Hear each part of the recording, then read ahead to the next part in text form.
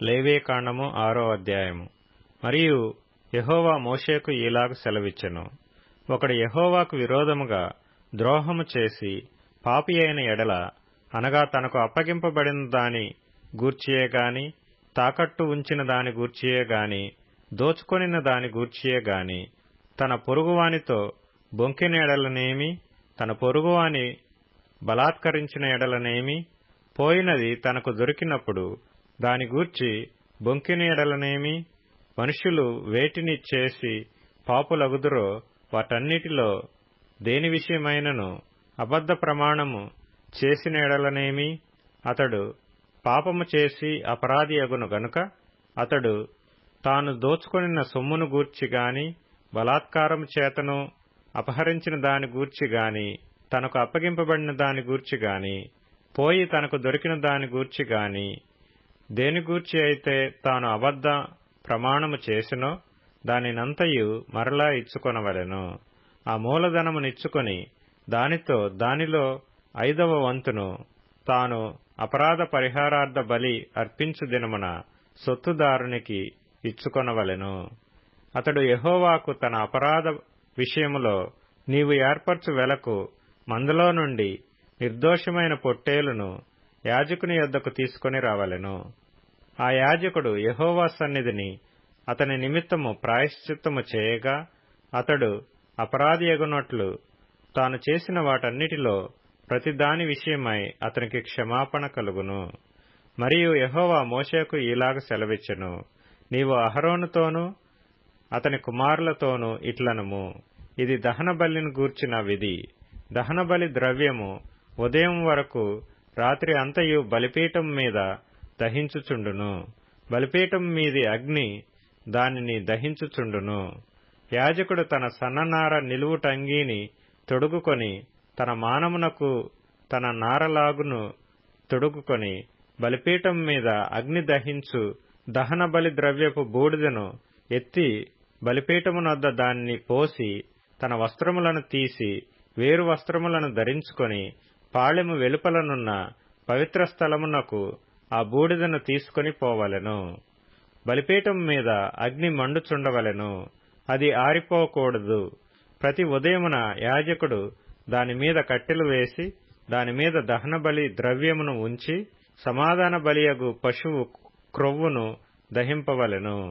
బలిపీఠం మీద అగ్ని నిత్యము మండుచుండవలెను, అది ఆరిపోకూడదు. నైవేద్యమును గూర్చిన విధి ఏదనగా, అహరోను కుమారులు యెహోవా సన్నిధిని బలిపీఠమునెదుట దానిని నర్పించవలెను. అతడు నైవేద్య తైలము నుండియు దాని గోధుమ పిండి నుండియు చేరెడు పిండిని, నూనెను, దాని సాంబ్రాణి యావత్తును దానిలో నుండి తీసి జ్ఞాపక సూచనగాను వాటిని బలిపీఠం మీద యెహోవాకు ఇంపైన సువాసనగాను దహింపవలెను. దానిలో మిగిలిన దానిని అహరోనును అతని సంతతి వారును తినవలెను.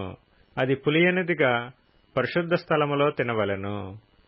వారు ప్రత్యక్షపు గుడారము యొక్క ఆవరణములో దానిని తినవలెను. దాని పులియబెట్టి కాల్చవలదు. నా హోమ ద్రవ్యములలో వారికి పాలుగా దానినిచ్చియున్నాను. పాప పరిహారార్థ బలివలెను, అపరాధ పరిహారార్థ బలివలెను, అది అతి పరిశుద్ధము. అహరోను సంతతిలో ప్రతివాడును దానిని తినవలెను. ఇది యెహోవా హోమముల విషయములో మీ తరతరములకు నిత్యమైన కట్టడ. వాటికి తగిలిన ప్రతి వస్తువు పరిశుద్ధమగును. మరియు యెహోవా మోషేకు ఈలాగు సెలవిచ్చెను. అహరోనుకు అభిషేకము చేసిన దినమున అతడును అతని సంతతి వారును అర్పింపవలసిన అర్పణమేదనగా, ఉదయమున సగము సాయంకాలమున సగము నిత్యమైన నైవేద్యముగా తూమెడు గోధుమ పిండిలో 10వ వంతు పెనం మీద నూనెతో దానిని కాల్చవలెను. దానిని కాల్చిన తరువాత దానిని తేవలెను. కాల్చిన నైవేద్య భాగములను యెహోవాకు ఇంపైన సువాసనగా అర్పింపవలెను.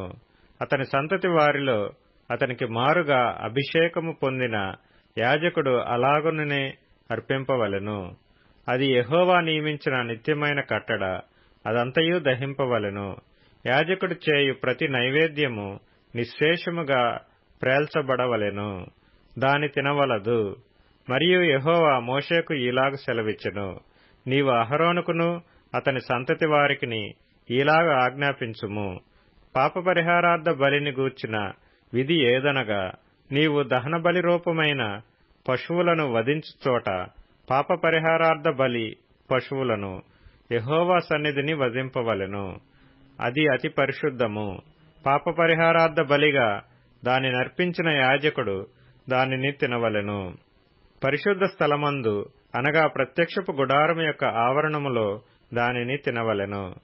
దాని మాంసమునకు తగులు ప్రతి వస్తువు ప్రతిష్ఠితమగును.